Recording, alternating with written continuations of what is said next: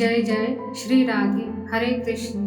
भागवत स्वरूप सभी साधकों को मेरा प्रणाम। आज हम जानेंगे श्रावण मास महत्व का चौथा अध्याय के बारे में। वीडियो शुरू करने से पहले आप सभी से अनुरोध है, अगर आपने मेरा चैनल सब्सक्राइब नहीं किया तो सब्सक्राइब कर लीजिए और बेल आइकन को प्रेस कर दीजिए ताकि मेरा हर वीडियो आप तक पहुंच जाए। तो शुरू करते हैं श्रावण मास महत्व का चौथा अध्याय। भगवान शंकर जी ने श्री सनत कुमार जी से कहा, हे ब्रह्मपुत्र, अब मैं तुम्हें धारण पारण व्रत के संबंध में बतलाऊंगा, तुम ध्यान पूर्वक सुनो। पूर्व प्रतिपदा तिथि को पुनः वचन करवाने के पश्चात मेरे लिए व्रत करना चाहिए। एक दिन धारण तथा दूसरे दिन पारण करना चाहिए। धारण में उपवास तथा पारण में भोजन विहित है। व्रत करने वाले को मास की समाप्ति पर उद्यापन करना चाहिए। प्रथम श्रावण मास की समाप्ति में कीर्तन पुनः वचन कराकर हे वत्स आचार्य और ब्राह्मणों का वरण करना चाहिए। भगवान शंकर तथा भगवती पार्वती की सोने की प्रतिमा घट के ऊपर स्थापित करनी चाहिए और रात भर भक्ति द्वारा अर्चन करना चाहिए। रात को शिव महापुराण का श्रवण कीर्तन आदि करते हुए जागरण करना चाहिए। प्रातःकाल हवन करना चाहिए। त्र्यंबकम यजामहे इस मंत्र से तिलों तथा चावलों की आहुति देनी चाहिए। षडाक्षर ओम नमः शिवाय मंत्र से खीर की आहुति देना चाहिए। फिर पुनः आहुति देकर शेष कार्य समाप्त करना चाहिए। ब्रह्मभोज करवाकर आचार्यों का पूजन करना चाहिए। हे योगीश, इस प्रकार व्रत को करने से मनुष्य ब्रह्म हत्या आदि पापों से मुक्त हो जाता है। इसमें रत्ती भर भी संदेह की गुंजाइश नहीं है। अतः श्रेष्ठ श्रावण मास का व्रत करना चाहिए। हे महाभाग, अब तुम श्रावण मास में उपवास की विधि सुनो। हे ब्रह्मपुत्र, स्त्री अथवा पुरुष को इस व्रत के लिए स्वयं आत्मा एवं जितेंद्रिय होकर प्रतिपदा तिथि को प्रातःकाल इस व्रत का संकल्प करना चाहिए। अमावस्या के दिन लोकोपकारी वृषभ ध्वज भगवान शंकर का 16 उपचार से पूजन करना चाहिए। ब्राह्मणों का वस्त्र अलंकार आदि द्वारा पूजन करना चाहिए। यथाशक्ति भोजन करवाकर प्रणाम कर विसर्जन करना चाहिए। इस प्रकार श्रावण मास उपवास का व्रत मुझे प्रीतिदायक 1 लाख संख्या वाली रुद्रवर्ती विधि से करना चाहिए। हे महाभाग, ध्यान पूर्वक सुनो। ये विधि जो कि मैं तुम्हें कहने जा रहा हूँ संपूर्ण सिद्धियों को देने वाली है। सादा रुई से 11 बत्तियां बनावे। मुझे प्रीति से ये बत्तियां रुद्रवर्ती के नाम से ही कही जाती है। श्रावण मास के प्रथम दिन इस विधि से संकल्प करें। श्रावण मास में देवोपदेव महादेव है। मैं भक्ति से उन गौरीश की 1 लाख बत्तियों से आरती करूंगी। ये संकल्प करने के पश्चात 1000 बत्ती द्वारा प्रतिदिन पूजन करना चाहिए। समाप्ति पर 71,000 बत्ती से आरती करनी चाहिए या प्रतिदिन 3000 बत्तियों द्वारा आरती करनी चाहिए। अंतिम दिन 13,000 बत्तियों द्वारा आरती करनी चाहिए और एक ही दिन में 1 लाख रुद्रवर्ती को प्रज्वलित करना चाहिए। ये बत्तियां मुझे अत्यधिक प्रिय है। इनको शुद्ध घी से सिंचित करना चाहिए। संसार के स्वामी भगवान शंकर जी की पूजन करके तो कथा सुननी चाहिए। श्री सनत कुमार ने भगवान शिव जी से कहा, हे प्रभु, मुझे आप ये बतलाने की कृपा करें कि इस व्रत का प्रभाव क्या है, इस व्रत को किसने किया है और इस व्रत के उद्यापन की विधि क्या है। भगवान शंकर बोले, हे ब्रह्मा के पुत्र, मैं आप तुम्हारे सन्मुख इस व्रत को कहूँगा, ध्यान पूर्वक सुनो। ये व्रत 6 व्रतों में श्रेष्ठ तथा महान पुण्य प्रदान करने वाला है, साथ ही संपूर्ण पाप ताप को हरने वाला भी है। इससे प्रीति तथा सौभाग्य की प्राप्ति होती है। पुत्र पौत्र तथा समृद्धि को देने वाला ये व्रत भगवान शंकर जी को अत्यंत प्रिय है।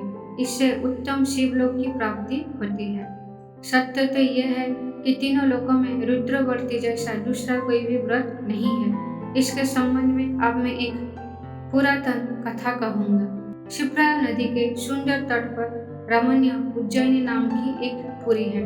उस नगर में सुगंधा नामक एक अत्यंत सुंदर वेश्या रहती थी। उस वेश्या ने संसार में अपने सूरत का अति दुस्सह 100 मोहर मूल्यों की प्रतिज्ञा की।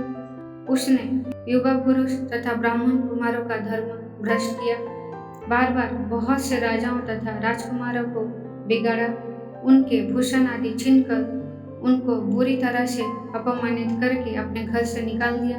इस प्रकार उसने बहुत से प्राणियों को बुरी तरह से लूटा और लूटने के बाद उनको घर से निकाल दिया।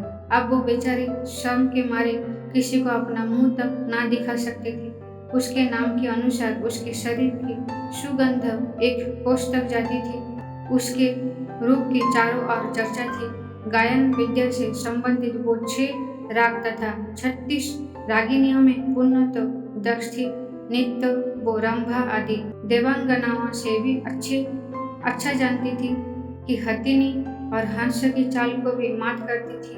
हे ब्रह्मपुत्र, एक दिन वो वेश्या शिप्रा नदी के तट पर गई और उसने कई ब्राह्मणों को भजन, जप, ध्यान, शिवार्चन तथा विष्णु अर्चन में लीन देखा। हे योगीश, ब्राह्मण मंडल के मध्य में उसने महर्षि वशिष्ठ को ध्यान में संलग्न देखा। केवल उनके दर्शन से उसकी बुद्धि परिवर्तित हो गई। जीवन तथा विषयों से मन हट गया। उसने महर्षि को बारंबार प्रणाम करके अपने पाप कर्म के नाश का उपाय पूछा। उसने कहा, प्रभु, मैंने आज तक बहुत पाप किया है। हे विप्रेंद्र, आप मुझे उन पापों के नाश का उपाय बतलाइए। भगवान शंकर जी ने श्री सनत कुमार से कहा। महर्षि वशिष्ठ ने उस वेश्या की बात सुनकर उससे कहा, तुम मेरी बात ध्यानपूर्वक सुनो। मैं अब तुम्हारे सन्मुख उस उपाय को कहूँगा जिससे कि तुम्हारे समस्त पापों का नाश हो सकता है। हे भद्रे, तुम तीनों लोकों में प्रसिद्ध वाराणसी में जाकर दुर्लभ रुद्रवर्ती नामक व्रत करो। ये व्रत महान पुण्य देने वाला तथा शिव की भक्ति में मन को लगाने वाला है। हे भद्रे, इस व्रत के करने से ही तुम्हारी उत्तम गति हो सकता है। भगवान शंकर जी ने सनत कुमार से कहा। महर्षि वशिष्ठ के वचन सुनकर सुगंधा अपना खजाना, नौकर चाकर तथा मित्रों को लेकर काशीपुरी में पहुंची और उसने महर्षि के आदेश अनुसार व्रत को किया।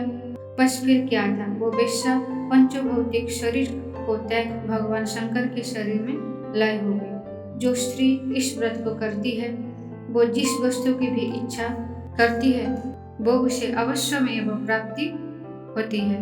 हे सनत कुमार, अब तुम मानिक व्रतियों का महत्व सुनो। मानिक व्रतियों का व्रत करने से स्त्री मेरे अर्धासन की भागीदार होती है। वो स्त्री महाप्रलय के अंत तक मेरी प्रिया होकर निवास करती है। अब हे मुने, मैं व्रत पूर्ति के लिए इसकी व्रत उद्यापन विधि बतलाऊंगा। मनुष्य को चाहिए कि पार्वती सहित भगवान शंकर जी की प्रतिमा को स्थापित करें। भगवान शंकर जी की प्रतिमा सोने की तथा नंदी की प्रतिमा चांदी की होना चाहिए। यथाविधि पूजन करके रात्रि में जागना चाहिए। प्रातःकाल नदी में स्नान करना चाहिए। भक्ति द्वारा आचार्यों का वरण करना चाहिए। 11 ब्राह्मणों द्वारा घी, पायस एवं बिल्व हवन कराना चाहिए अथवा रुद्र सूक्त, रुद्र गायत्री या मूल मंत्रों द्वारा हवन करना चाहिए। पूर्ण आहुति कर आचार्य आदि का पूजन करके 11 सपत्नीक श्रेष्ठ ब्राह्मण को भोजन करवाना चाहिए। इस प्रकार जो भी स्त्री व्रत करती है वो संपूर्ण पापों से मुक्त हो जाती है। यथाविधि कथा सुनकर स्थापित सामग्री घट, प्रतिमा आदि आचार्यों को समर्पित करनी चाहिए। जो ऐसा करता है उसे 1000 अश्वमेध यज्ञों का फल की प्राप्ति होती है। अतः श्रावण मास महत्व का 4था अध्याय समाप्त। आप प्रेम पूर्ण हृदय से अपने आराध्य भगवान का चिंतन करते हुए बोलिए, जय जय श्री राधे। हरे कृष्ण।